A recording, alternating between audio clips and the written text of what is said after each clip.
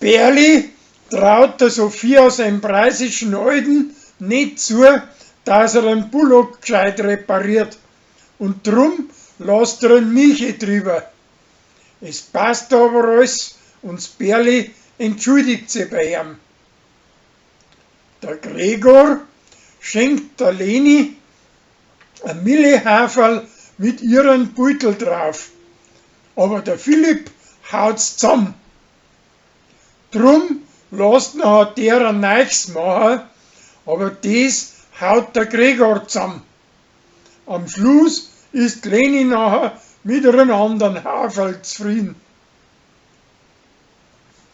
Der Till schmust mit seiner preisischen Gspusi und hängt der Beutel davon als Netz ein.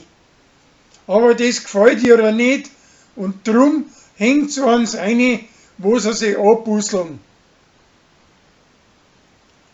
Die Emily braucht z Fleiß schlechte Platzerl für einen guten Zweck, damit Sarah uns Hummerl nachher statt denen gescheite brauchen. Der Sascha hat für einen guten Zweck ein Beutel gemalt, aber der Rosi und den Hummerl gefällt's nicht. Drum möchten's statt den Glansinger beim letzten Abendmahl anfotografieren. Und wer am Meeren zahlt, der darf einen Jesus machen.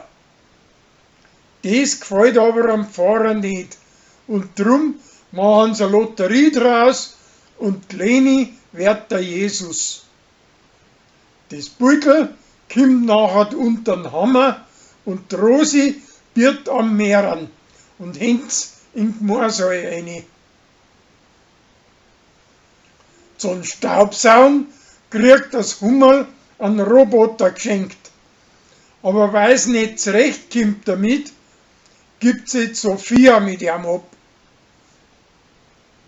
Der Till und der Hacki schauen miteinander einen Horrorfilm an, aber der ist ja nicht zu gach und keiner will das zugeben, bis nachher der Philipp kommt und einen besseren verlangt. Der Gregor steht jetzt wieder auf die preisische Apothekerin und drum gefällt ihm das nicht, dass der Wickerl wieder mit ihrer zusammenarbeitet. Die zwei finden in dem alten Feiberer am Mondsee nur 2 Fingerring und einen Liebesbrief. Und es stellt sich außer, dass die 2 Liebsleute warme Brüder gewesen haben, aus dem Preis eine Vorfahren.